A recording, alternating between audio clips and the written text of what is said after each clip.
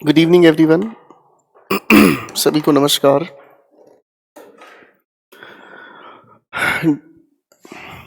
एक बार फिर से सभी को नमस्कार। पिछली क्लास तक हम लोगों ने शॉर्टकट बनाने की बात की थी और उसी चीज़ से हम थोड़ा आगे चल लेते हैं। और कहानी क्या थी वो हम लोगों ने पिछली क्लास में जो समझी मैं उसी चीज़ से थोड़ा आगे बढ़ाने का काम करता हूँ। पिछली क्लास तक हम लोगों ने समझने का काम किया था। अच्छा, ईडियम्स पहले बच्चों को एक बार थोड़ा सा हम लोग मिला देते हैं। बच्चों जरा ईडियम्स पर फोकस करें। सबसे पहले इंपॉर्टेंट आप लोगों के सामने आज कुछ व्हाइट कलर से जुड़ा हुआ है। सबसे पहले लिखा है as white as a sheet. का मीनिंग हम समझने की कोशिश करें।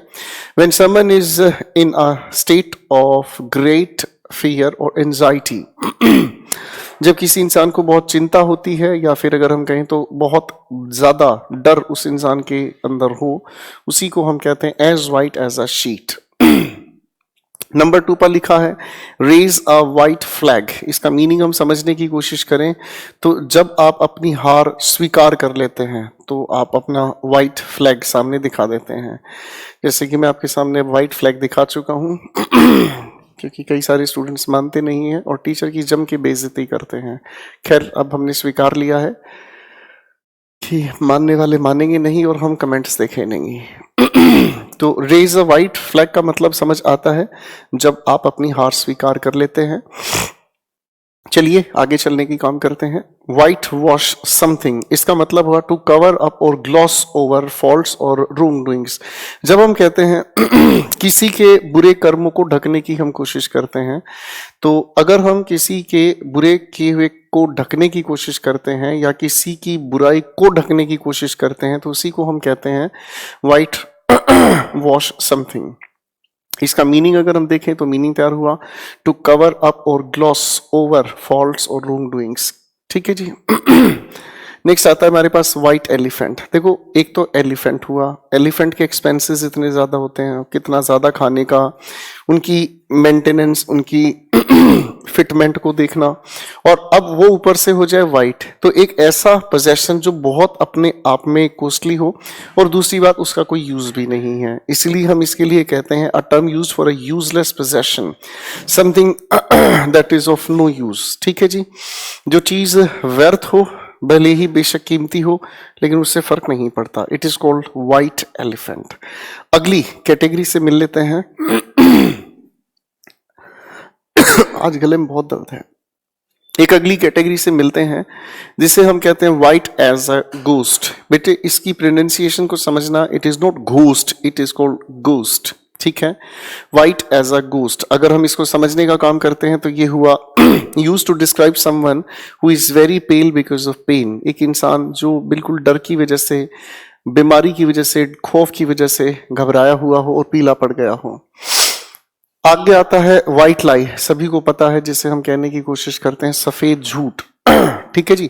और बेसिकली इसका पर्पस ये होता है कि किसी इंसान को हर्ट ना करना या किसी इंसान को ऐसी बात ना कहना जिसे सुनकर उसे बुरा लगे, तो उसके लिए कभी कभी जो आप झूठ बोलते हैं। ठीक है। अगली कैटेगरी से मिल लेते हैं, इसे हम कहते हैं व्हाइट कॉलर। बेसिकली कॉलर को लेकर हम लोग अगर समझें तो अलग अलग प्रोफेशंस को रिफ्लेक्ट किया जाता है। ये मैं बता भी चुका हूं आप लोगों को। ब्लू कॉलर यूज किया जाता है जो फैक्ट्री वर्कर्स हैं। व्हाइट कॉलर यूज किया जाता है उनके लिए जो एडमिनिस्ट्रेटिव लेवल पर काम करते हैं या ऑफिस वर्कर्स हैं। ठीक है बच्चों। आगे आता है येलो बैलेड। बैले का मतलब होता है पेट। ठीक है जी। और इसका बड़ा प्यारा मीनिंग निकलता है येलो बैलेड। बेसिकली ये उनके लिए होता है जो डरपोक इंसान होते हैं या काफी घबराए हुए इंसान होते हैं, उनके लिए कहा जाता है येलो बैलेड। न्यूज़पेपर में ये बार बार यूज किया गया था जब पठानकोट और बालाकोट पर अटैक हुआ था। राइट। Yellow ballad. अगली बातचीत से मिल लेते हैं येलो स्ट्रीक। ठीक है जी। ये वही बात आ गई आपकी जो येलो बैलेड आप लोगों ने पढ़ा है। इसका मतलब हुआ वही इंसान जो डरपोक है, कायर है, घबराया हुआ है। ठीक है बच्चों, येलो स्ट्रीक हुआ। अगली बातचीत से चलें सर लेके। Thank you everyone. पिछली क्लास तक हम लोगों ने समझने का काम किया। 7:10 होने वाले हैं और आज तारीख कितनी है सर? 5 नवंबर। हम लोगों ने पिछली क्लास में पिछली हम लोगों ने पिछली क्लास में जो कहानी को समझने का काम किया था, बेसिकली एक छोटा सा शॉर्टकट बनाने की हम लोगों ने बात की थी। और वो शॉर्टकट का क्या लॉजिक था मैं भी आपके साथ डिस्कस करना शुरू करूंगा।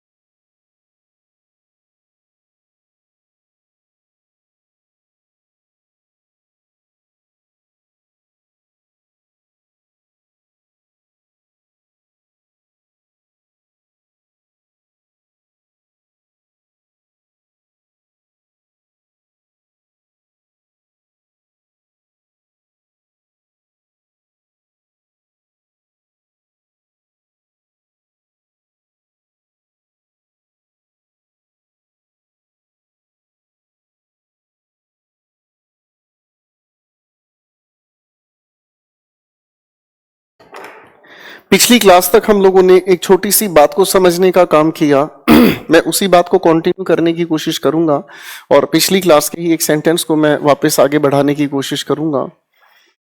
Ramesh has been serving in this office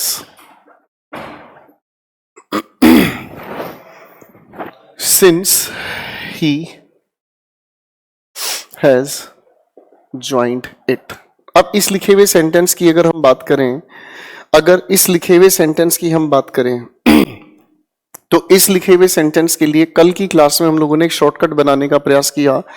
और शॉर्टकट बनाने की अगर हम बात करें तो शॉर्टकट किस तरीके से बनाया गया उसे थोड़ा सा मैं समझाने की कोशिश करूंगा। हमारे सामने लिखे हुए सेंटेंस के अंदर एक नहीं बेसिकली दो सेंटेंसेस हैं और इसी के आधार पर हम लोगों ने कहानी को समझने का काम किया था कि हमारे सामने लिखे हुए सेंटेंसेस के बीच अगर हमें सिंस लिखा नजर आता है तो एक हिस्से में हम लोग यूज करने की कोशिश करते हैं प्रेजेंट परफेक्ट कॉन्टिन्यूअस टेंस और दूसरी तरफ क्योंकि ये सिंस बताने का काम करता है हमें पास्ट का स्पेसिफिक टाइम और पास्ट के स्पेसिफिक टाइम को बताने की वजह से ही हम लोगों ने सिंस के बाद मेंशन करने की कोशिश की थी पास्ट इंडेफिनिट टेंस। ये हम लोगों की पिछली क्लास की बातचीत थी, राइट। और अगर वो 6 कैटेगरीज हैं जो हम लोगों ने पढ़ी थी, verbs related to sense, feeling, mental process, possession, appearance या मिसलेनियस, उस दायरे पर अगर हम जाते हैं तो हम लोगों ने इस टेंस का नाम लिखा प्रेजेंट का परफेक्ट टेंस। ठीक है बच्चों। और इसी वजह से हम लोगों ने इस लिखे हुए सेंटेंस को ठीक करने का काम किया और इस सिंस की वजह से क्योंकि बताता है हम लोगों को पास्ट का स्पेसिफिक टाइम और इसी कायदे से हम लोगों ने इस लिखी हुई बातचीत में हैज को हटाकर सिर्फ जॉइंट को ठीक माना। ये पिछली क्लास की बातचीत थी हमारी। अब इस लिखी हुई बातचीत को थोड़ा आगे हम अगर बढ़ाने की कोशिश करें तो और भी खूबसूरत इससे जुड़े हुए हमारे फैक्ट्स आते हैं। जैसे अगर मैं कहने की कोशिश करूं आपके सामने Shreya will have been studying in the USA since 2022। तो हम लोगों ने एक छोटा सा ये सेंटेंस लिखा था बच्चों और इस लिखे हुए सेंटेंस को थोड़ा आगे अगर अपन देखने की कोशिश करते हैं तो लिखा हुआ सेंटेंस सामने आता है Shreya will have been studying in the USA since 2022। Logically अगर इस चीज को हम देखने का काम करते हैं तो भैया सिंस के साथ हम लोगों को देखने को मिलता है, सिंस के बाद हम जो बताते हैं वो हुआ पास्ट स्पेसिफिक टाइम। अब अगर पास्ट स्पेसिफिक टाइम की हम बात करते हैं तो 2022 बेसिकली पास्ट का स्पेसिफिक टाइम तो है नहीं। सिंस के बाद ये जो भी कुछ लिखा है ये तो फ्यूचर की बात है, लेकिन हम सिंस की जब बात करते हैं तो पास्ट स्पेसिफिक टाइम बताया जाता है। हम लोगों ने जब बेसिक लेवल तैयार किया था टेंसेस का, उस बेसिक लेवल में एक चीज हमने समझी थी कि भाई फ्यूचर परफेक्ट कॉन्टिन्यूअस टेंस के लिए हम लोग कभी सिंस का यूज नहीं करते। आज इसकी वजह हमें समझ आ सकती है कि सिंस के बाद जो भी समय बताया जाता है वो बेसिकली पास्ट स्पेसिफिक टाइम बताया जाता है, और इसी वजह से 2022 पास्ट का नहीं, ये तो फ्यूचर की तरफ इशारा करता है, इसीलिए इसकी जगह हम लोगों को यूज करने की इजाजत हुई फ्रॉम। और यही है वो वजह जिसकी वजह से फ्यूचर परफेक्ट कॉन्टिन्यूअस में हम सिंस नहीं फ्रॉम का यूज करते हैं। और यहीं से एक कंक्लूजन हम लोगों को समझना होगा। कंक्लूजन क्या है, ध्यान से समझने की कोशिश करना। हम लोग सिंस का यूज करते हैं, एक बात हुई, ठीक है।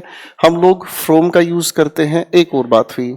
हम जब सिंस की बात करते हैं तो सिंस का हम जिक्र करते हैं प्रेजेंट के टेंस में, हम सिंस का यूज करते हैं पास्ट के टेंस में, ठीक है बच्चों। लेकिन जब हम फ्रॉम की बात करते हैं तो फ्रॉम का यूज हम करते हैं प्रेजेंट के टेंस में, भैया पास्ट के टेंस में और फ्यूचर के टेंस में, ठीक है बेटा।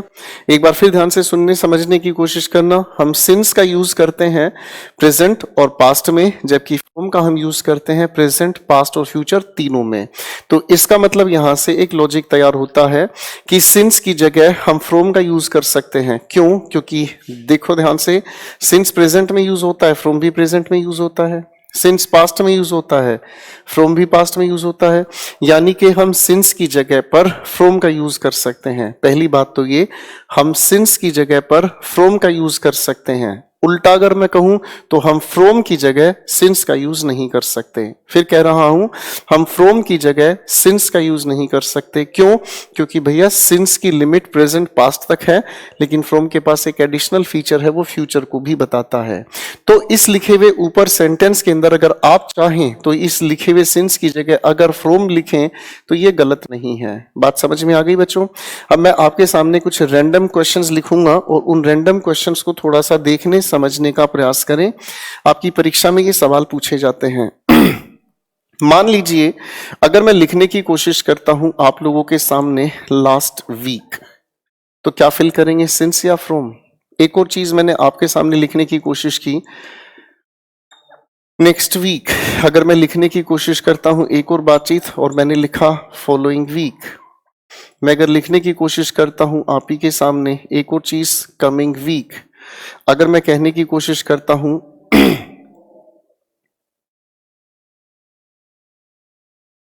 पास्ट ईयर, मैं अगर कहने की कोशिश करता हूं लास्ट आर, तो इन सभी के अंदर क्या फिल करने की कोशिश करेंगे? ठीक है, एक और चीज ले लेता हूं, जैसे मैंने आपके सामने लिखा टाइम इममेमोरियल। अब अगर इन सभी की मैं बात करना चाहूं तो देखो इनके अंदर आंसर्स कितने खूबसूरत हुए। देखो बच्चों, आप लोगों ने मेरे साथ सिंस और फोर के चैलेंज को समझने का काम किया था। बेसिकली ये जो लास्ट वीक लिखा है, लास्ट वीक पास्ट इंडेफिनिट का अपना दिया गया एक छोटा सा कीवर्ड है। तो पास्ट की बात अगर कही गई है तो आप इसमें सिंस को फिल करेंगे, लेकिन अभी अभी हमने समझा कि सर सिंस प्रेजेंट में आता है, फ्रॉम प्रेजेंट में आता है, यानी कि सिंस की जगह मैं फ्रॉम लिख सकता हूं। सिंस पास्ट में आता है, फ्रॉम पास्ट में आता है, तो यानी कि सिंस की जगह हम फ्रॉम को लिख सकते हैं, लेकिन फ्रॉम की जगह हम सिंस नहीं लिख सकते क्योंकि सिंस फ्यूचर से लेना देना नहीं रखता है। तो इसमें चाहे आप सिंस लिखने की कोशिश करें चाहे फ्रॉम लिखने की कोशिश करें, इससे कोई फर्क नहीं पड़ता। आगे लिखा है नेक्स्ट वीक। नेक्स्ट का मतलब जो आने वाली बात है, अगर आने वाली बातचीत है तो हम उसके लिए यूज करते हैं फ्रॉम। आगे लिखा है फॉलोइंग वीक। अगर फॉलोइंग वीक की हम बात करें तो ये भी फ्यूचर की तरफ बात करता है, हमने फ्रॉम का यूज किया। आगे लिखा है कमिंग वीक। अब अगर कमिंग वीक की हम बात करते हैं तो कमिंग वीक के लिए भी हमने यूज किया फ्रॉम। आगे लिखा है पास्ट ईयर, तो पास्ट बात है पास्ट की, यानी कि इसके लिए हम चाहें तो यूज कर सकते हैं सिंस, चाहे हम यूज करते हैं फ्रॉम, इसमें कोई फर्क नहीं पड़ता। आगे लिखा है बच्चों लास्ट आर। लास्ट अपने आप में पास्ट की तरफ इशारा करता है, तो इसमें चाहे आप सिंस लिखें चाहे आप इसमें फ्रॉम लिखें, इसमें कोई फर्क नहीं पड़ता। अब यहां लिखा है टाइम इमेमोरियल। टाइम इमेमोरियल की अगर हम बात करें तो इसके लिए हम लोग सिंस का जिक्र कर सकते हैं, और अभी अभी हमने समझा सिंस नहीं तो फ्रॉम का भी यूज, हम दोनों इक्वल मानकर चलते हैं। कुछ बच्चों को जब उस समय मैं चैलेंज दे रहा था सिंस और फ्रॉम को लेकर, तो उस समय कुछ गलतफहमी वाले लोग थे। उस समय काफी सारे लोग थे जो बच्चे उस समय समझने के लिए तैयार नहीं थे और उस समय वो चीख चीख कर कह रहे थे कि सर हमने तो आज तक सुना है या अपने टीचर से, किसी भी नकली टीचर से पढ़े होंगे, आई डोंट केयर बेसिकली। तो उन्होंने ये कहा था कि फ्रॉम बताया गया हमें। अब आप ये चीज समझ लें सिंस और फ्रॉम किस तरीके से काम करते हैं। एक बार इसे ध्यान से देख लीजिएगा, आगे उसके बाद चलते हैं।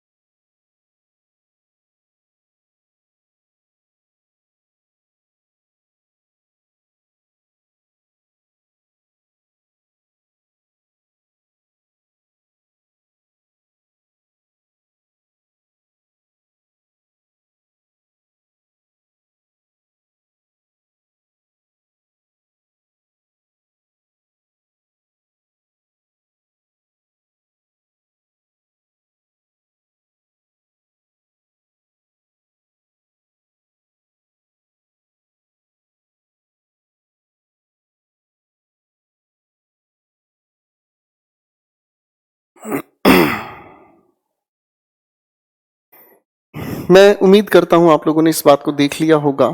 चलिए बच्चों, अब एक खूबसूरत सवाल पर मैं काम कराना चाहूंगा।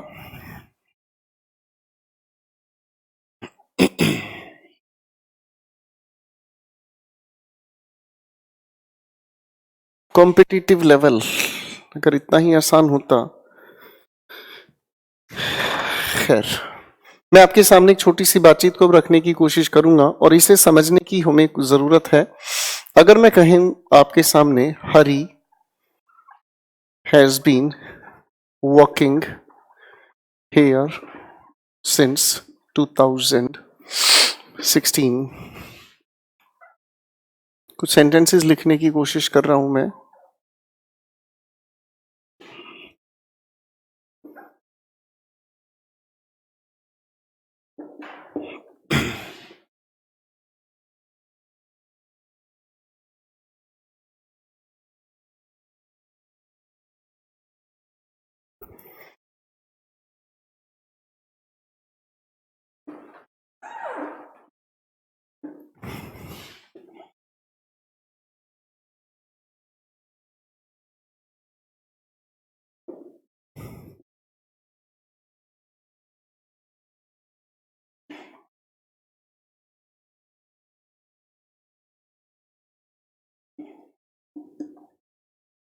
मैंने आपके सामने 4 सेंटेंसेस लिखे हैं। इन चारों के चारों सेंटेंसेस को समझने समझाने का प्रयास मैं शुरू कर रहा हूं। उम्मीद करता हूं आप इस बात को बड़े ध्यान से देखने की कोशिश करेंगे और फिर एक एक चीज को अपन रिलेट करने की कोशिश करेंगे।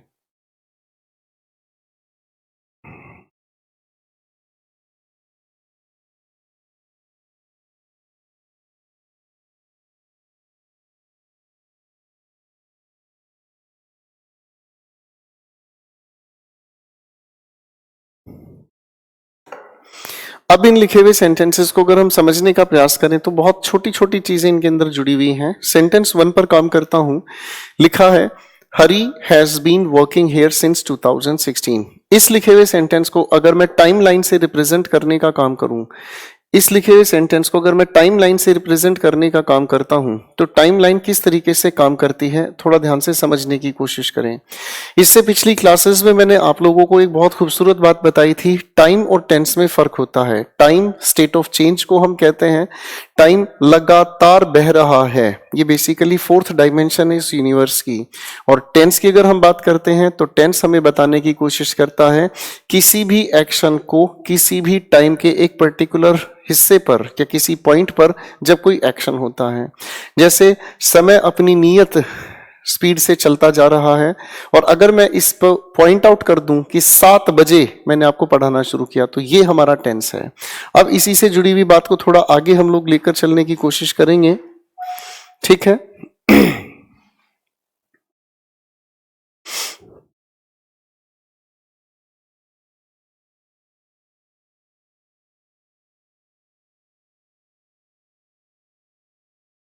अब अगर इस लिखे हुए सेंटेंस की मैं टाइमलाइन आप लोगों के सामने ड्रॉ करना चाहूं, तो लिखा है Hari has been working here since 2016।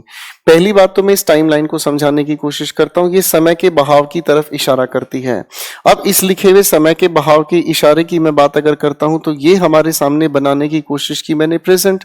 अब अगर इससे रिवर्स में आप आने की कोशिश करोगे तो ये हुआ पास्ट, और इससे आगे बढ़ने की कोशिश अगर करोगे तो भाई आगे जो भी कुछ लिखा है वो बेसिकली आपका हुआ फ्यूचर, ठीक है बच्चों। तो प्रेजेंट के अगर मैं समय को आपके समक्ष पेश करने की कोशिश करूं तो ये हुआ आपके समय का 2019, ये प्रेजेंट है, ठीक है। आप अगर रिवर्स में चलने की कोशिश करोगे तो ये हुआ आपका 2018, ये हुआ आप लोगों का 2017, ये हुआ आप लोगों का 2016, ये हुआ आप लोगों का 2015, और रिवर्स में आप जितना जाते जाओगे कोई बड़ी बात नहीं।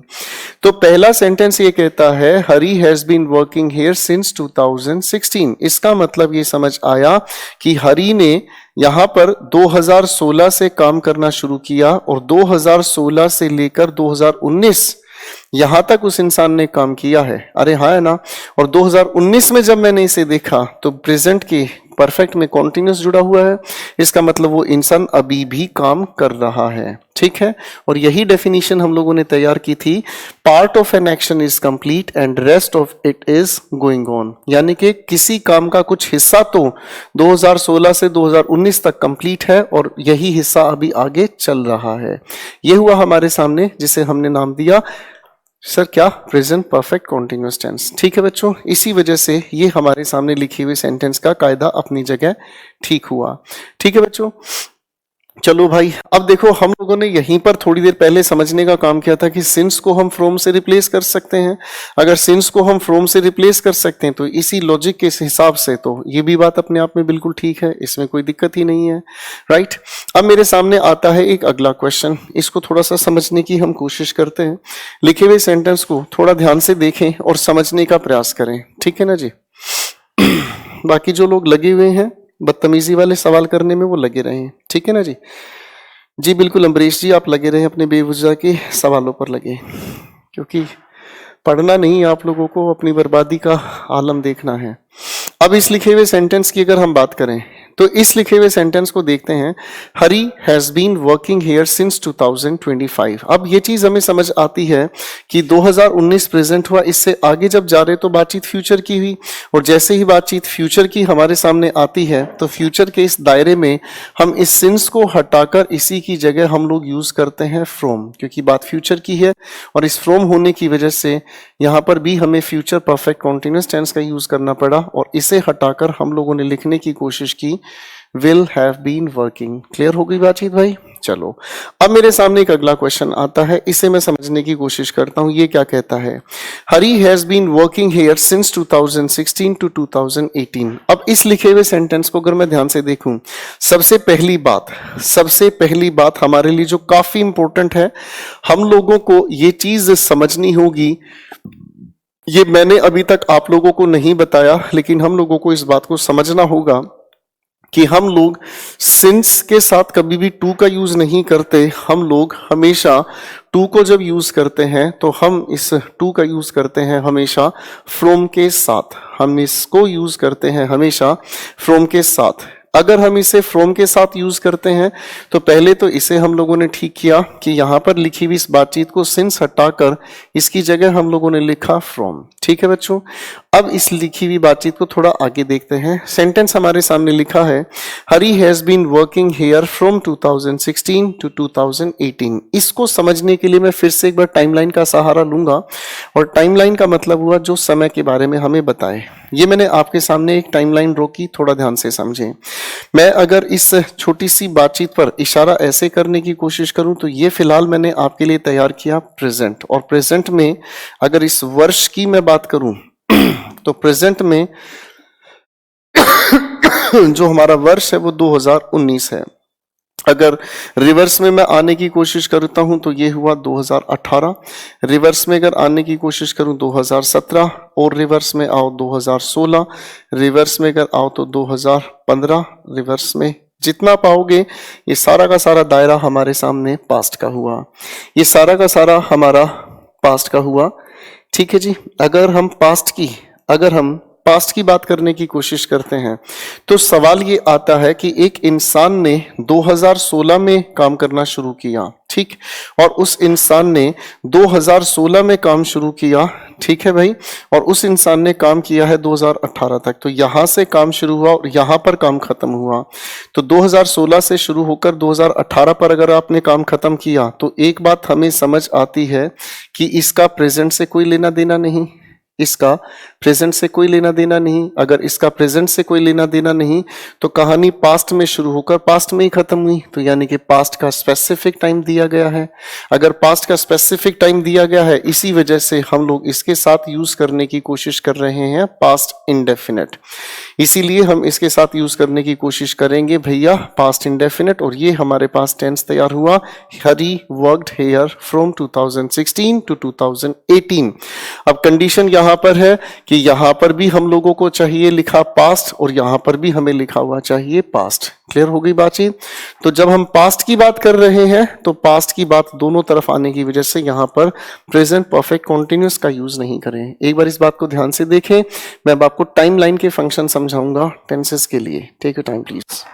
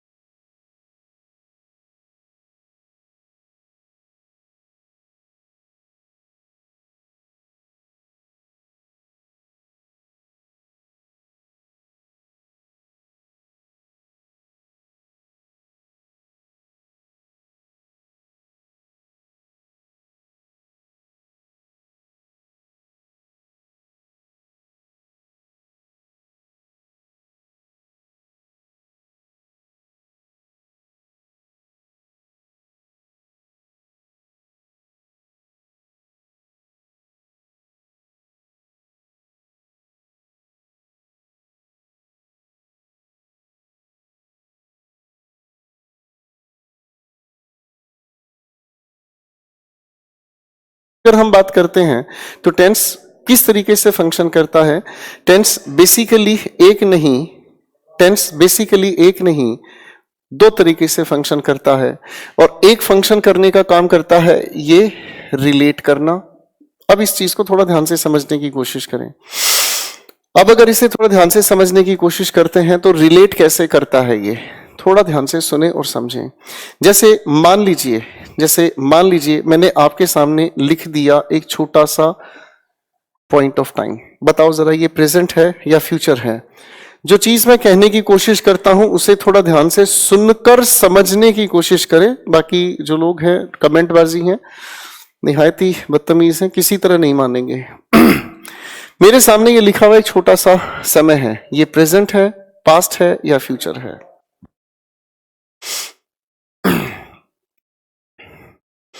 तो आप इसे किसी भी तरीके से कंसीडर कर सकते हैं, आप इसे किसी भी तरीके से कंसीडर कर। मैं सवाल बदल कर पूछता हूं, अगर मैं आपके सामने ये लाइन ड्रॉ कर रहा हूं और सोचने की कोशिश करें, मैं पहले दिन से एक चीज कह रहा हूं, मेरी क्लास में पढ़ने का तरीका बदल लो, मेरी क्लास में पढ़ने का तरीका बदल लो, अपने कान पे हेडफोन्स लगाए रखो, मैं आपसे जो चीज पूछ रहा हूं आप अपने हेडफोन से जवाब देते रहो। ये सोचने की जरूरत है ही नहीं कि मैं आपको सुन पा रहा हूं या नहीं सुन पा रहा हूं, यही सीखने का मजा है। और जो लोग यहाँ पर ज्ञान छाड़ रहे हैं उन लोगों का तो मैं कुछ करूंगा नहीं भाई। दूसरी बात, जो लोग कमेंटबाजी पर अपना ध्यान लगाते हैं, ना तो वो आज की बात समझ पाएंगे ना आगे की बात समझ पाएंगे, ठीक है? और याद रखना, सिलेक्शन आपका डिस्टर्ब हो रहा है, मेरा डिस्टर्ब नहीं हो रहा है। फाइन। मेरे सामने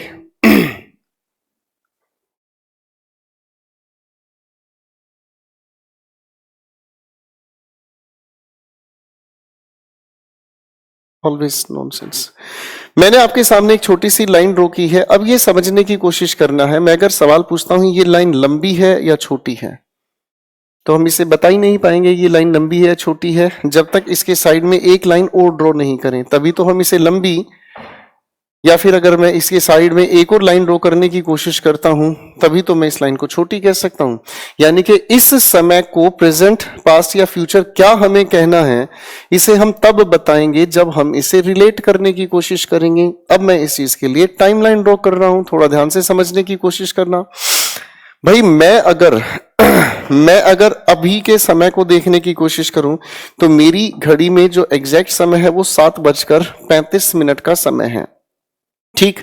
अब अगर इसको मैं इसके साथ जोड़ने की कोशिश करता हूं तो ये हुआ मेरे सामने प्रेजेंट। अब ऐसा भी हो सकता है कि सुबह के मैं 7 बजे की बात आप लोगों के सामने लिख रहा हूं, तो इसका मतलब ये चीज तो अपने आप में पास्ट हुई। ये पास्ट तब बनी जब मैंने इसे रिलेट किया है प्रेजेंट से, ये पास्ट तब बनी जब मैंने इसे रिलेट किया है प्रेजेंट से, ठीक है जी? तो रिलेट करने का कायदा हम हमेशा लेकर चलते हैं प्रेजेंट के साथ। ऐसा भी तो हो सकता है कि यही 7 बजे मैं यहां की बात ना करके और मैं यही 7 बजे की बात इधर लेकर चला जाऊं, तो सर ये प्रेजेंट है तो इस तरफ आगे आप बढ़ोगे, तो यानी कि यही कायदे के हिसाब से ये फ्यूचर भी हो सकता है। भाई हाँ है ना?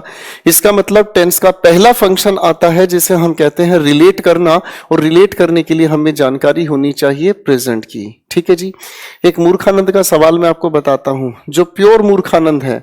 हम लोगों ने थोड़ी देर पहले एक सेंटेंस लिखा है I worked here from 2016 to 2018, यही लिखा है भाई, हाँ है ना? अब मैं अगर इस लिखे हुए समय की बात कर रहा हूं तो ये पास्ट की बात कर रहा है। पास्ट क्यों हुआ? क्योंकि मैं इसे प्रेजेंट से रिलेट कर रहा हूं, इसीलिए हम लोगों ने यहां पर यूज किया पास्ट इंडेफिनिट। अब एक ब्रांडेड मूर्खानंद, हल्का फुल्का नहीं, ब्रांडेड मूर्खानंद ये कहता है कि सर अगर यहां पर 2019 लिखा हुआ होता तो क्या करते? अरे मेरे घमचक्कर, बात को ध्यान से समझने की कोशिश कर। तेरे सवाल के अंदर तेरा जवाब छिपा हुआ है, तेरे सवाल के अंदर तेरा जवाब छिपा हुआ है, तो उसके बाद भी नहीं समझ पाया। कैसे समझाऊं तुझे भाई? ये मैंने आपके सामने टाइमलाइन ड्रॉ की। उस इंसान ने काम करने की कोशिश शुरू की 2016 में, ये आपने यहां पर मुझे बताने की कोशिश की सर 2019, कायदे से ये प्रेजेंट हुआ। अरे हाँ ना? जब वो इंसान यहां से लेकर यहां तक काम कर चुका तो भाई साहब ये 2019, या तो एक इसका अर्थ ये तैयार हुआ कि ये इंसान 2016 से 2019 तक अगर काम कर रहा है तो ऐसा भी तो हो सकता है कि 2019 के बाद भी तो कर रहा है। तो 2016 से 2019 अगर आप लिख रहे तो प्रेजेंट तक अगर बात कर रहे हो तो भैया यहां पर वही तो सवाल आपका तैयार होगा। बात कुछ समझ में आ रही है? तो सवाल कहाँ बचता है? मूर्खों वाले सवाल हैं, बेवजह सवाल पैदा करने की, और कमेंट वाले रुकने नहीं है। ना तो इनको खुद के सिलेक्शन की जरूरत लगती है और ना ही ये किसी और के सिलेक्शन को होने दें। ठीक है, और मुझे ऐसा क्यों लगता है पता नहीं, कई सारे तो टीचर्स बैठे हैं जो खुद भी नहीं पढ़ना ना किसी को पढ़ने देना। टीचर कभी गुस्से में नहीं होता, ना मैं कभी गुस्से में होता। एक छोटा सा किस्सा मैं आपको सुनाता हूं, फिर आपके बीच में एक नालायक इंसान कहेगा सर बहुत फिलोसफी की बात करते हैं। इस बात का हमेशा दुख रहता है कि जो बच्चे बहुत प्यार से सीख कर सिलेक्शन ले सकते हैं वो इन छोटी छोटी चीप लेवल की हरकतों में अपना टाइम वेस्ट करते हैं। Leave that. टेंस का हम लोगों ने एक फंक्शन समझने की कोशिश की जिसे हम कहते हैं रिलेट करना। अब इसी चीज को मैं फिर से लिखने की कोशिश करता हूं। जैसे मैंने एक छोटा सा सवाल आपके सामने लिखा, आप एक बार ऑब्जर्व कीजिएगा। He has been working here since 2017। एक छोटा सा सवाल लिखा, समझने के तरीके बदल रहा हूं मेरे भाई आपके। मैंने आप लोगों के लिए इसी को समझाने के लिए एक टाइमलाइन ड्रॉ की। अगर इस लिखे हुए सेंटेंस के कोडिंग मैं टाइमलाइन ड्रॉ करता हूं तो भाईजान ये जो लिखी हुई बातचीत हमारे सामने आ रही है ये हुआ भाई साहब 2019। ठीक, रिवर्स में आप आओगे 2018, रिवर्स में आओगे 2017, और रिवर्स में आओगे तो रिवर्स तो पास्ट की तरफ जाता ही जा रहा है। इस इंसान ने कहा है कि वो इंसान he has been working here since 2017। तो यहां से हमें समझ में आता है कि उस इंसान ने 2017 में काम शुरू किया और वो 2019 में भी काम कर रहा है। ठीक है, क्लियर है, कोई दिक्कत नहीं। अब अगर इसी लिखे हुए सेंटेंस में यहां पर सिंस के साथ हम लोगों ने क्या बताने का काम किया, एक स्पेसिफिक ईयर। अरे भाई हाँ है ना। अब अगर इसी बात को मैं ऐसे कहने की कोशिश करूं कि हटाओ सर इस सिंस को, इस सिंस की जगह अगर मैं यहां पर लिख दूं 4, तो 2017 से ये हो गया 1 वर्ष, ये हो गया 2 वर्ष, तो इसके लिए मैंने लिखने की कोशिश की 2 ईयर्स। अरे भाई हाँ है ना। तो यहां पर 4 के साथ ये जो 2 ईयर्स लिखा है, तो भाई अगर 2 साल को आप काउंट करोगे तो भी तो कहानी 2017 से ही शुरू हुई है। यानी कि सिंस और 4 दोनों है अपने आप में एक ही बात। अरे भाई हाँ है ना, ये है अपने आप में एक ही बात। अगर मैं आपको कहूं अगर मैं आपको कहूं रविवार से आप मेरा इंतजार कर रहे हैं, तो बात तो वही है। एक रविवार से अगर मैं कह रहा हूं तो मैं इसे प्रेजेंट से रिलेट कर रहा हूं। अरे हाँ है ना, रविवार से अब तक आपने इंतजार किया और इंतजार अभी चल ही रहा है। इसी बात को मैं दूसरे तरीके से भी कह सकता हूं, आप 3 दिन से मेरा इंतजार कर रहे हैं। तो यहीं से अगर मैं रिवर्स में जाना चाहूंगा तो तीसरा दिन वही रविवार पहुंच गया। इसका मतलब क्या हुआ, टाइम के एक दूसरे फंक्शन, टेंस के दूसरे फंक्शन में हम लोगों को समझ में आती है एक चीज जिसे हम कहते हैं ड्यूरेशन। क्या बताने का काम हुआ, ड्यूरेशन। तो भैया ये तो हुआ रिलेट करने का काम और ये हुआ ड्यूरेशन। कुल मिलाकर ये दोनों की दोनों बातें एक ही हैं, ये अलग नहीं है। ठीक है, एक बार इसे देख लीजिए फिर मैं चीजों को आगे लेकर चलता हूं।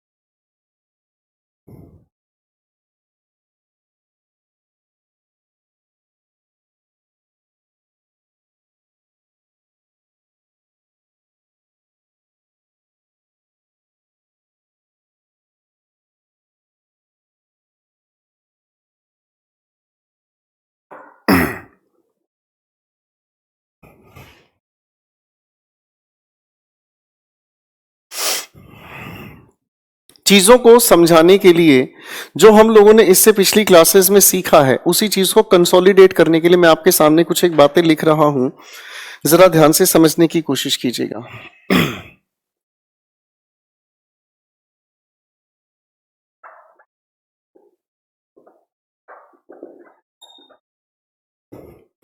मैंने आपके सामने एक सेंटेंस लिखा है, जरा ध्यान से समझने की कोशिश करना। मैंने सेंटेंस लिखा, ही always wakes up at 5 AM। आप अगर इस लिखे हुए सेंटेंस को ध्यान से देखें तो शायद आप सभी को याद आ गया होगा कि ये बताने का काम कर रहा है हमें हैबिट। क्या बताने का काम कर रहा है हमें? हैबिट। ठीक है जी, हैबिट कहो या रूटीन एक्शन कहो। मान लीजिए मैं अगर एक सेंटेंस और लिखने की कोशिश करता हूं,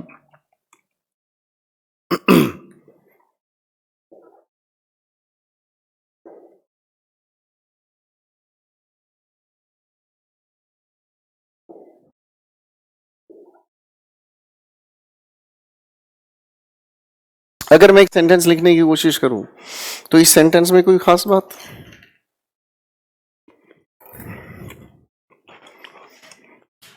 भाई इस लिखे हुए सेंटेंस को समझने की कोशिश करोगे तो एक ये यूनिवर्सल ट्रूथ है, साइंटिफिक स्टेटमेंट है।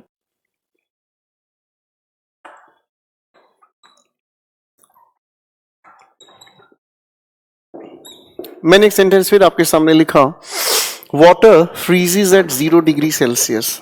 अगर इसकी हम बात करें तो ये भी मेरे दोस्तों एक यूनिवर्सल ट्रूथ है, और ये यूनिवर्सल ट्रूथ है बेसिकली साइंटिफिक स्टेटमेंट है। मैं अगर एक और बात कहने की कोशिश करता हूं,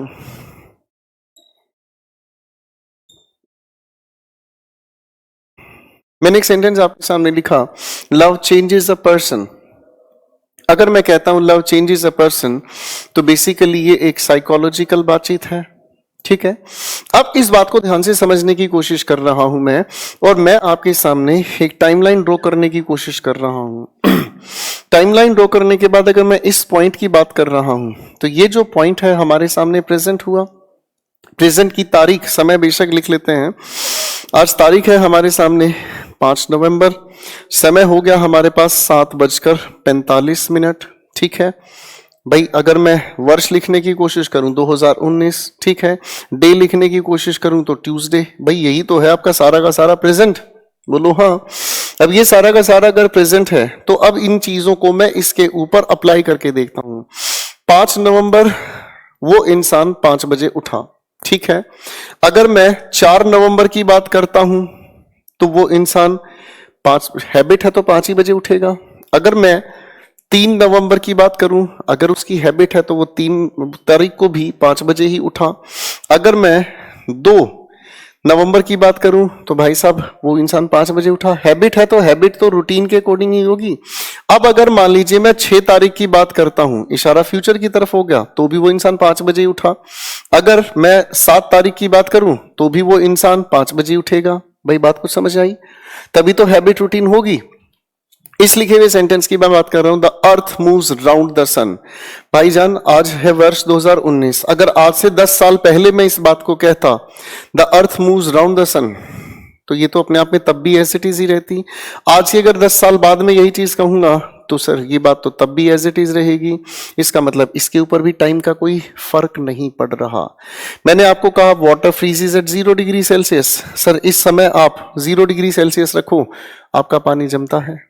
सर आज से अगर पिछले किसी भी तारीख को आप करके देख ले, 10 साल 200 साल पहले करते, 0 डिग्री सेल्सियस आते ही पानी जमता है। मैं अगर आज से 10 साल आगे करूं यही एक्सपेरिमेंट तो भी मेरे भाई क्या होगा, पानी तो जमेगा। कहीं ऐसा तो नहीं कि जितनी भी ये बातचीत हम लोगों ने लिखी है ये सभी की सभी बातचीत प्रेजेंट इंडेफिनिट की वो एक्टिविटीज हैं जिन्हें हम लोग टाइमलेस स्टेटमेंट कहते हैं। यानी कि एक ऐसी एक्टिविटी या एक ऐसा एक्शन जिसके ऊपर समय का कोई प्रभाव नहीं पड़ता, और जिस पर समय का कोई प्रभाव नहीं पड़ता उसी के लिए प्रेजेंट इंडेफिनिट टेंस हमने कहा। इंडेफिनिट कहने का मतलब जिसके ऊपर समय का प्रभाव नहीं पड़ रहा। ठीक है जी, एक बार इस बात को थोड़ा ध्यान से देखें फिर आगे चलते हैं।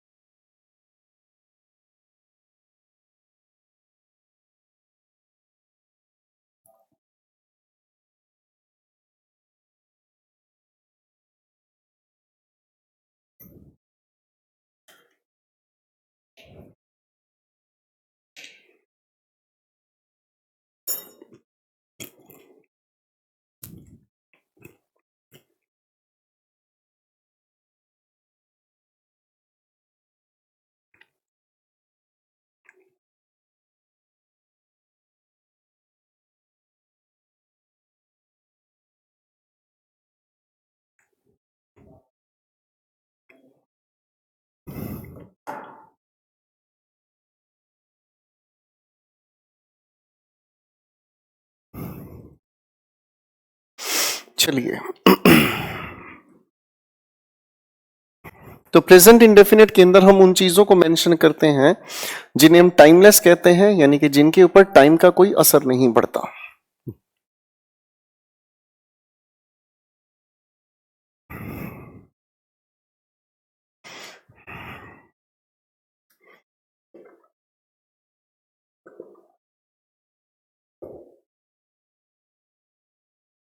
मैंने आपके सामने एक सेंटेंस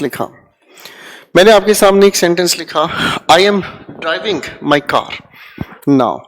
अगर इस सेंटेंस को मैं समझने की कोशिश करूं तो इस सेंटेंस के अंदर क्या खास बात है, देखने की कोशिश करते हैं। मैंने आपके सामने की सेंटेंस लिखा, आई एम ड्राइविंग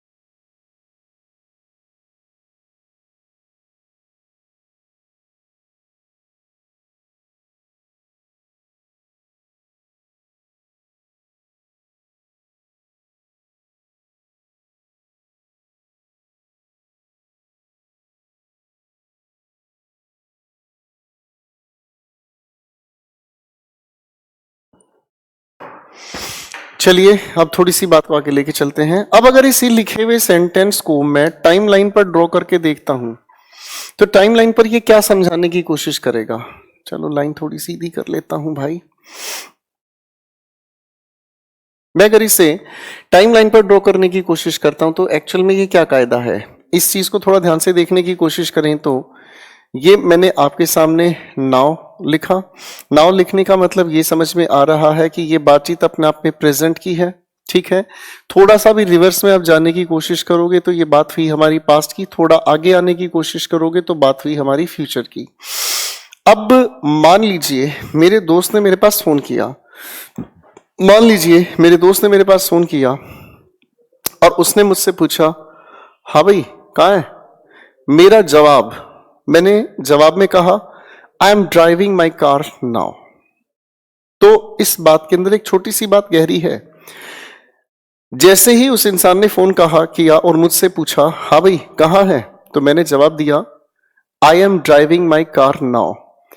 उस इंसान के फोन कॉल को अटेंड करने से पहले भी मैं गाड़ी चला रहा था, जब मैंने फोन उठाया तब भी मैं गाड़ी चला रहा था, फोन को जैसे ही मैंने डिस्कनेक्ट किया गाड़ी में तब भी चला रहा था। इसका मतलब क्या हुआ कि फोन को उठाने से पहले मैं गाड़ी चला रहा था।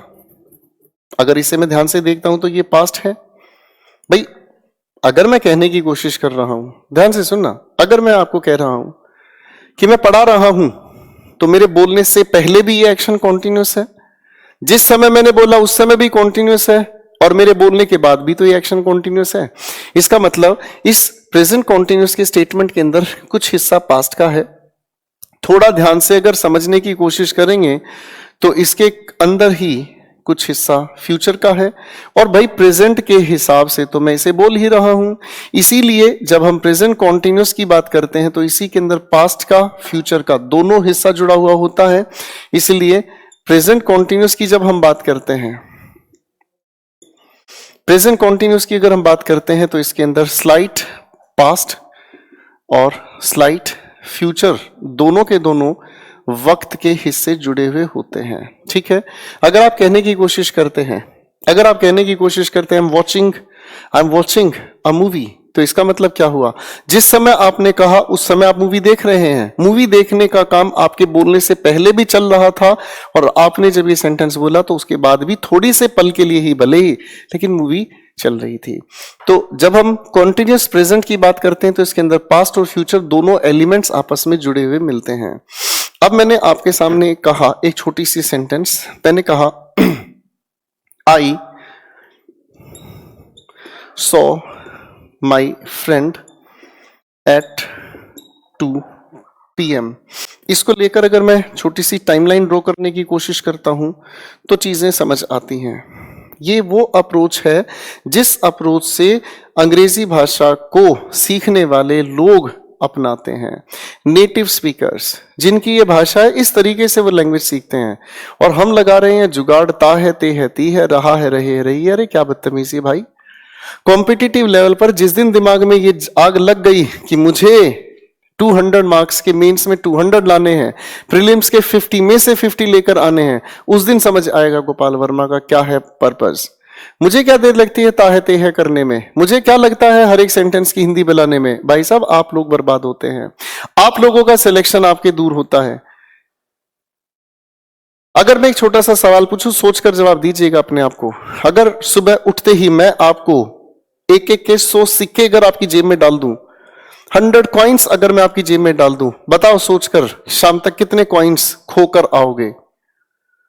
आपका पहला जवाब होगा एक भी सिक्का नहीं खो के आऊंगा। क्यों? क्योंकि वो सिक्के आपको नजर आते हैं। और जो चीज मैं यहां तैयारी कर रहा हूं ये शायद कुछ लोगों को नजर नहीं आती, उनके दिमाग में ये रहता है अरे छोड़ना, क्या करेंगे इतनी गहराई से पढ़कर, काम चल ही रहा है, ताहे ते है ती है से। ठीक है। और इसके बाद वो लोग सबसे ज्यादा डैमेज हैं जो लोग कभी भी अपने लेक्चर्स को पेशेंस के साथ नहीं देखते, फॉर्मेलिटी कर रहे हैं आप अपने साथ। तभी तो ये बेवजह के सवाल पे सवाल आते हैं। अगर ऐसा हो जाए तो क्या हो जाए सर, अगर ये पंखा आपके सिर पे गिर जाए तो कैसा हो जाए। अरे मूर्ख इंसान, जो कह रहा हूं वो तो समझ ले भाई। आप अपनी बर्बादी के लिए खुद रास्ता अपना रहे हैं। बहुत गुस्सा उठता है इस चीज को देखकर। जो इंसान सिलेक्शन ले सकते हैं वो सिलेक्शन के लिए नहीं, भटकने के लिए मेरे से जिद लड़ाते हैं। किस बात के लिए? आप नंबर 1 फैकल्टी से पढ़ रहे हैं, मुझे अपनी बड़ाई हाँकने की जरूरत नहीं है। ज्यादा हो गया लगता है, पढ़ लेते हैं भाई। मैंने एक सेंटेंस आपके सामने लिखा, I saw my friend at 2 PM। अगर मैं अपने समय के वर्तमान की बात करता हूं तो प्रेजेंट का जो समय है मेरी घड़ी में इस समय बजे हैं भाई साहब 7:55। 7:55। अगर मैं रिवर्स में आने की कोशिश करता हूं तो भैया 7:55 अभी बजे हैं, हो सकता है कहीं ना कहीं 7 भी बजे होंगे। रिवर्स में आऊं तो 6 भी बजे होंगे, रिवर्स में आऊं तो भाई साहब 5 भी बजे हैं, 4 भी बजे हैं, 3 भी बजे हैं, 2 भी बजे हैं। अब अगर मैं इस लिखे हुए टेंस के हिसाब से देखता हूं तो प्रेजेंट में बजा 7:55 और इस इंसान ने कहा कि मैंने अपने फ्रेंड को देखा 2 बजे। तो इसका मतलब यह हुआ कि मैं उस इंसान के इस समय को रिलेट करने चला। और किससे रिलेट कर रहा हूं? प्रेजेंट से। थोड़े समय पहले भी कही थी ये बात मैंने। मैं इसे रिलेट करने की कोशिश कर रहा हूं प्रेजेंट से, और इसी वजह से ये हमारे सामने आता है टाइम लिखा हुआ, पास्ट का स्पेसिफिक टाइम। और पास्ट के स्पेसिफिक टाइम को जब भी हम बताने की कोशिश करते हैं तो इसके लिए हमने यूज किया पास्ट इंडेफिनिट। हाथ जोड़कर रिक्वेस्ट कर रहा हूं मेरे भाई, टेंस की शुरू से लेकर यहां तक की वीडियो सब कुछ छोड़ देना आज। इंग्लिश के अलावा आज मैथ्स भी छोड़ो, सर रीजनिंग भी छोड़ो, जीएस भी छोड़ो। आज पूरा का पूरा टाइम मेरी सारी वीडियोस पर देना, शुरू से लेकर यहां तक। अगर आपकी एक एक चीज की क्लैरिटी नहीं हो जाए तो आके कहना यार, ठीक है। अरे यार इंग्लिश बचाती है हर कॉम्पिटिटिव लेवल पर, मैथ्स का भरोसा नहीं है। कहाँ क्या पूछ ले, सर्ट्स एंड इंडिसेस से क्वेश्चन पूछ ले, एडवांस से कम, अर्थमेटिक्स से ज्यादा पूछ ले, डीआई के लेवल टफ बना दे। इंग्लिश का टफ लेवल बना ही नहीं सकता। हम अपने दम पर सब चीजों को कवर कर रहे हैं। हम पढ़ इस चीज को रहे हैं। एक भाई साहब सवाल पूछे, सर ईडियम्स कैसे होगा? ईडियम्स होगा बेटा फिनाइल पी के, आज गर्म करके उबाल के फिनाइल, 4 कॉकरोच उसमें डालो, सटक दो। चलो भाई ये भी बात हमारी समझ में आती है। अब इसी जैसा एक सेंटेंस और, पहले बार इसको देख लीजिएगा फिर आगे चलते हैं।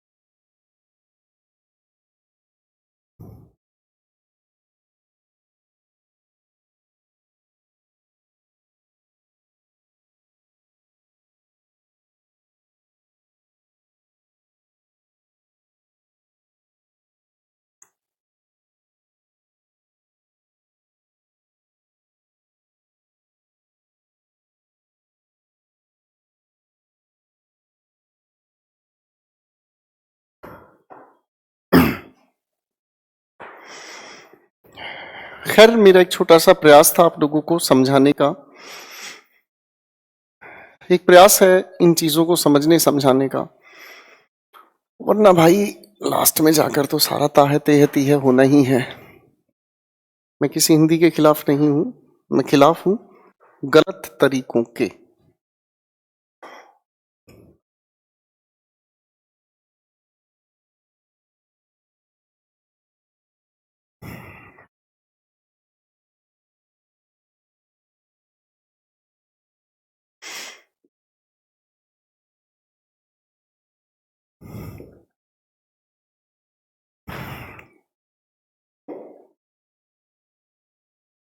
मैंने आपके सामने एक सेंटेंस लिखा है, पहले से देखें, समझने का काम करें प्लीज।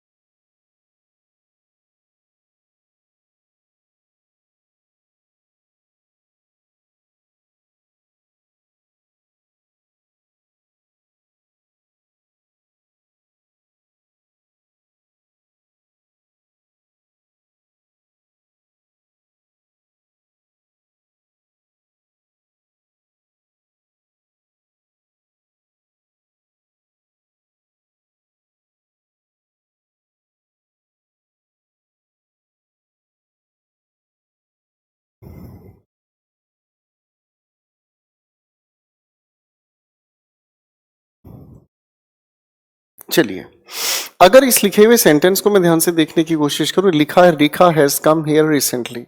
अब इस लिखी हुई बातचीत को भी एक बार टाइमलाइन से हम लोग समझने का प्रयास करते हैं।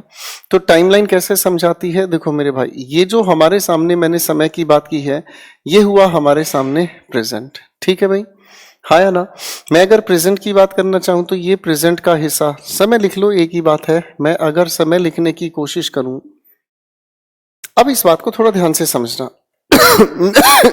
एक सेंटेंस कह रहा हूं, मैंने एक सेंटेंस कहा, मैं एक कप चाय पी चुका हूं। चाय थोड़ी देर पहले कहां थी? कप में। अब चाय कहां है? पेट में। अरे भाई हाँ है ना? यानी कि ये एक्शन तो अपने आप में पास्ट का हुआ। अगर मेरे सामने एक कप चाय और आए तो क्या मैं चाय पी पाऊंगा? हमसे ना हो पाएगा। मैं कहूंगा अरे अभी अभी तो चाय पी है। मैं यही तो कहूंगा कि मैंने अभी अभी चाय पी है, तो सर दोबारा चाय पीने की इच्छा नहीं। इसका मतलब अगर मैं इसे देखने की कोशिश करता हूं तो फिर ये रिलेट करने की बात कर रहा है कि जिस समय मैंने ये सेंटेंस बोला उस समय का एक्शन नहीं है। जिस समय मैंने ये बोलने की कोशिश की, ये समय उससे थोड़ा पहले का है, और थोड़ा पहले का अगर समय है तो क्या हुआ? पास्ट। इसका मतलब ये समझ आता है, अगर ये कहे गए समय से थोड़ा सा पहले का है तो बेसिकली ये हुआ हमारे सामने रिसेंट पास्ट, एक ऐसा पास्ट जो अभी अभी पास्ट में कन्वर्ट हुआ है। एक ऐसा पास्ट जो अभी अभी पास्ट में कन्वर्ट हुआ है। अगर अभी अभी ये पास्ट में कन्वर्ट हुआ है तो बच्चों हम प्रेजेंट परफेक्ट को कहने की कोशिश करते हैं रिसेंट पास्ट। जब प्रेजेंट परफेक्ट की हम बात करते हैं तो ये कहलाता है रिसेंट पास्ट। और अगर हम पास्ट का कोई डिस्टेंट पास्ट, दूर के पास्ट की अगर हम बात करते हैं तो बात आती है हमारे पास पास्ट के स्पेसिफिक टाइम की, और पास्ट के स्पेसिफिक टाइम को बताने का काम करते हैं हम पास्ट इंडेफिनिट के साथ। ठीक है बच्चों, इसको थोड़ा ध्यान से देख लीजिएगा, आगे लॉजिक्स बनाने में बड़ी मदद करता है ये।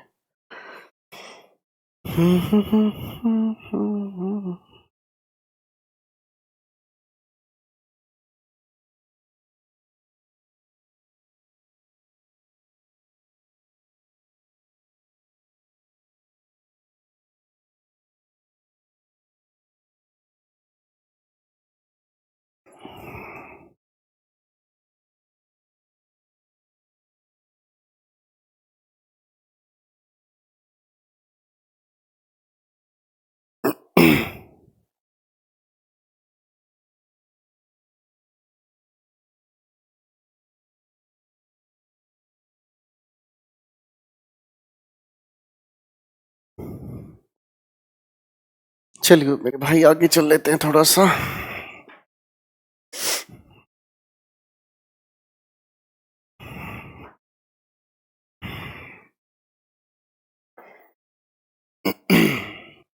एक और शॉर्टकट बनाने की मैं तरीके पर काम करता हूं। चलो एक सेंटेंस लिख रहा हूं।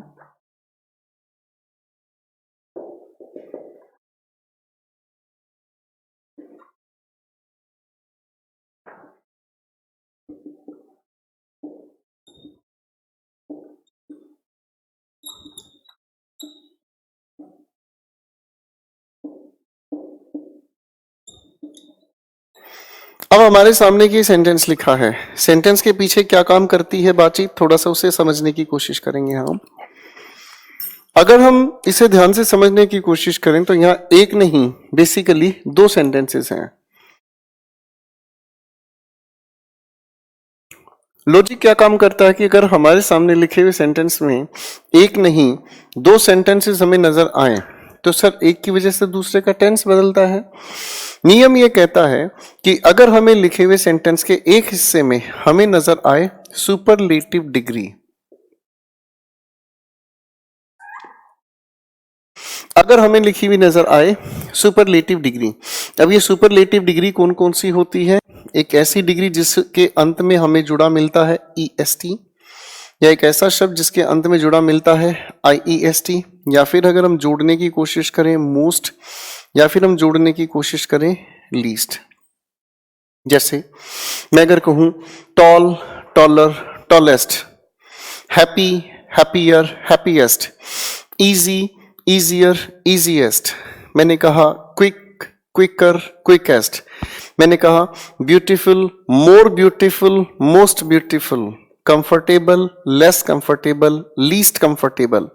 तो सुपरलेटिव डिग्री अगर हम लोगों को लिखा मिलता है तो इन्हीं के साथ आने वाले टेंस की अगर हम बात करते हैं तो ये लिखा हुआ हमें चाहिए परफेक्ट में।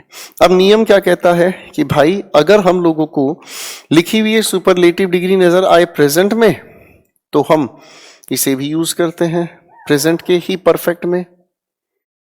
अगर हम लोगों को लिखी हुई ये बात नजर आए पास्ट में तो हम इसी की वजह से आगे यूज करते हैं पास्ट का परफेक्ट टेंस। ठीक, नियम कैसे काम करता है देखो ध्यान से। ये लिखी हमारे सामने सुपरलेटिव डिग्री, इसके साथ इसी की वजह से हम लोगों ने अपने आंसर को चुना। ठीक है भाई, हैव सीन।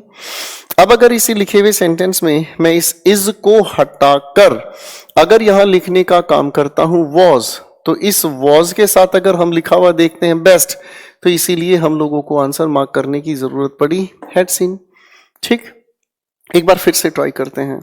अगर मान लीजिए मैंने एक सेंटेंस आपके सामने लिखा रवि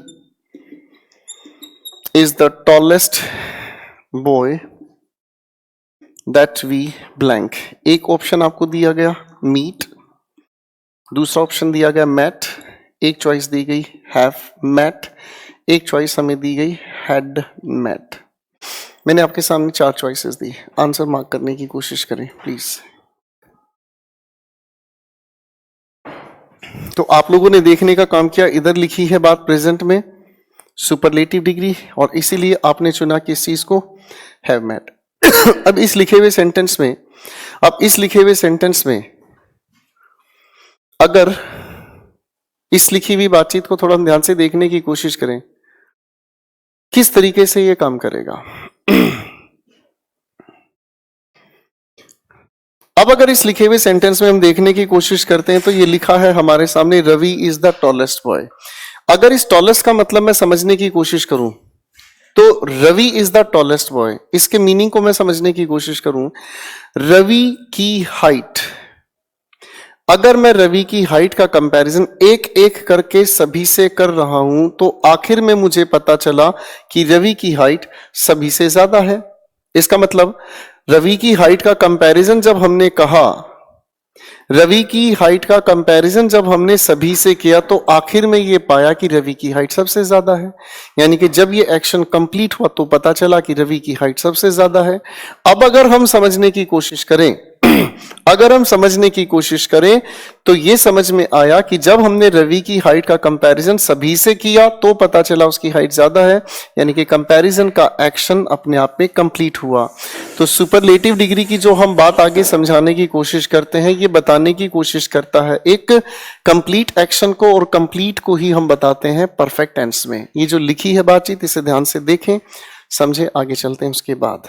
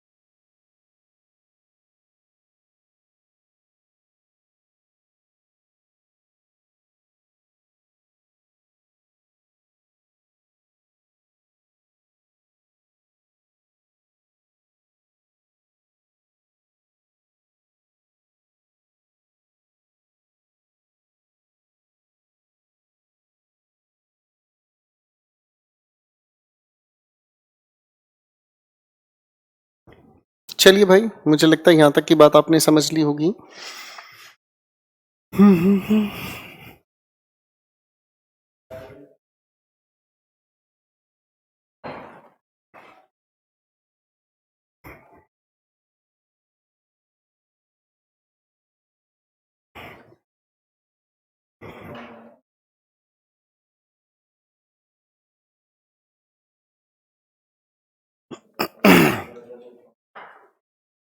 एक अगली बात से अपन लोग मिलने की कोशिश करते हैं, और एक अगली बात से अपन लोग मिलकर चलते हैं थोड़ा सा आगे, और एक अगले टेंस का मैं जिक्र लाना चाहूंगा।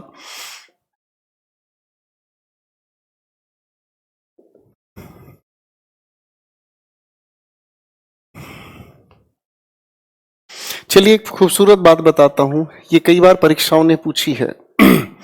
हम इस छोटी सी प्रेपोजिशन की बात करते हैं, बाई। बाई अपने आप में एक बहुत अच्छा प्रेपोजिशन है, और इसके आधार पर टेंस के कई सारे सवाल निकल कर आते हैं।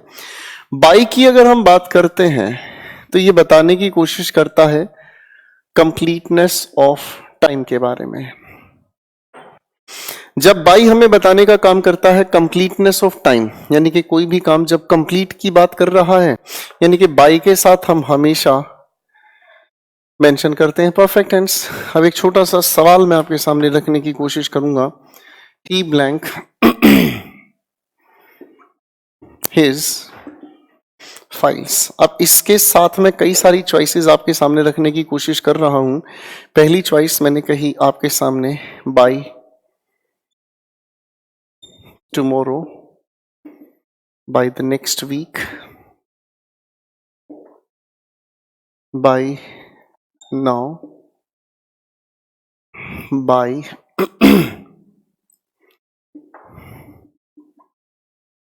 Last week,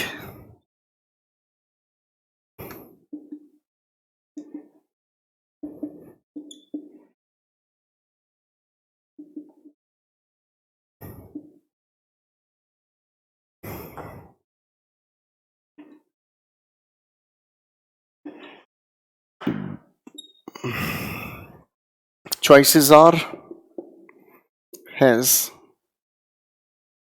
completed। चलो completed की जगह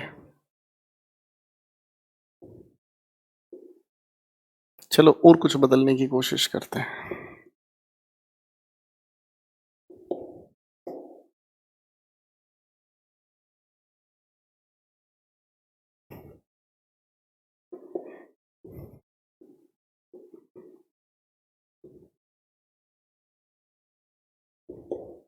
मैंने आपके सामने 3 चॉइसेस रखी हैं। पहले एक बार ध्यान से आप देखें, फिर एक-एक करके इनको इन्वेस्टिगेट करना चाहेंगे हम।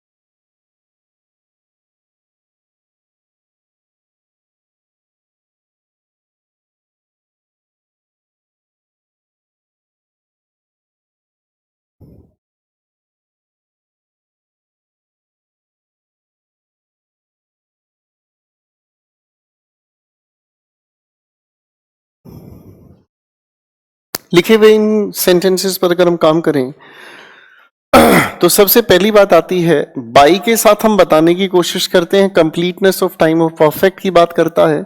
तो बाई के साथ ये लिखा टुमारो बेसिकली फ्यूचर की बात कर रहा है। इसलिए पहली चॉइस की अगर मैं बात करता हूं तो हमारे सामने ये जो भी ऑप्शंस दिए गए हैं, पहली चॉइस के लिए आंसर अगर हम तैयार करते हैं तो वो हुआ आपका विल हैव कंप्लीटेड। दूसरी बात अगर मैं देखने की कोशिश करूं तो बाई के साथ लिखा है ये नेक्स्ट वीक, यानी कि बात फ्यूचर की तरफ इशारा कर रही है। तो ये भी हमारी तरफ से आंसर देगा यही वाला विल हैव सबमिटेड। ठीक है भाई। मैं इस बात को समझाना चाहूंगा, he blank his files by the next week. तो बाई तो बताता है हमें परफेक्ट टेंस के बारे में और नेक्स्ट वीक हमें बता रहा है फ्यूचर के बारे में। अगर मैं इस लिखी बात नंबर 3 पर देखता हूं, बाई के साथ लिखा है नाउ, तो नाउ सिर्फ प्रेजेंट की बात कर रहा है। इसलिए थर्ड चॉइस के लिए, सॉरी यहां पर सेकंड चॉइस मुझे लिखना है। अगर थर्ड चॉइस की मैं बात करता हूं तो ये सिर्फ और सिर्फ प्रेजेंट तक सीमित हुआ। नंबर फोर्थ चॉइस के लिए अगर मैं कहना चाहूं, he blank his files by last week, तो लास्ट हमेशा पास्ट की तरफ इशारा कर रहा है। इसलिए फोर्थ चॉइस हम लोगों को लिखने की इजाजत मिली पास्ट परफेक्ट के साथ। बाय दिस टाइम तो प्रेजेंट की बात कर रहा है। इसलिए बाय के साथ अगर प्रेजेंट का ताल्लुक हम रखते हैं तो भैया ये हुआ आपके सामने लिखा हुआ प्रेजेंट का ही परफेक्ट। आगे लिखा है बाय कमिंग मंथ। अगर बाय के साथ हम कमिंग की बात कर रहे हैं, यानी कि बात आने वाले की है, तो ये हुआ आपका फ्यूचर। इसीलिए हमने 6th पॉइंट के लिए भी चुना फ्यूचर परफेक्ट टेंस। आगे लिखा है by the end of this year. ये ईयर खत्म नहीं हुआ, एंड होने की बात है तो फ्यूचर की तरफ इशारा करेगी। इसलिए इसके लिए भी हम लोगों ने चुना थर्ड पॉइंट। पहले बार इन्हें ध्यान से देखें, फिर आगे चलते हैं।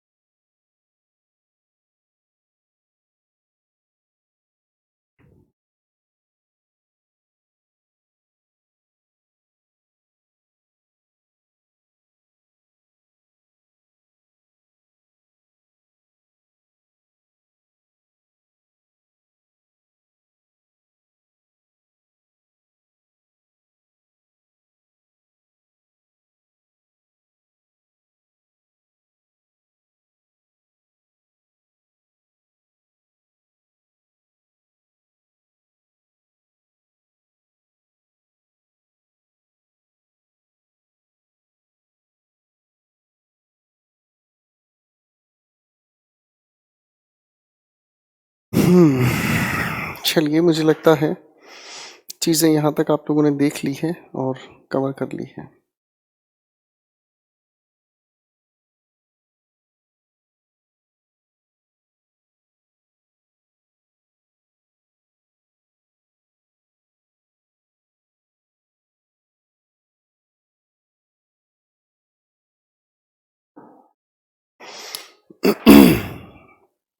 चलिए दोस्तों, ये हुई हमारी बातचीत एक बहुत खूबसूरत लेवल पर।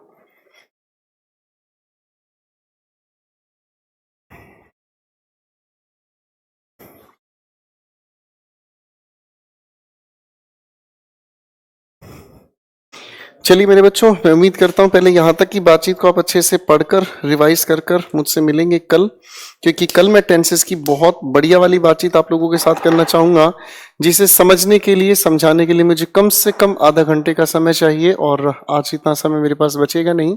मिलते हैं कल आप लोगों के नियत समय पर। आज के लिए इतना ही। Good night. पढ़कर रिवाइज कर आए, क्योंकि शायद मेरे आप लोगों को समझाने का एक ही पर्पज है, और वो है आपका सिलेक्शन। तब होगा जब चीजों को आप समझने के प्रयास पर लगेंगे। Thank you very much. Good day, good night.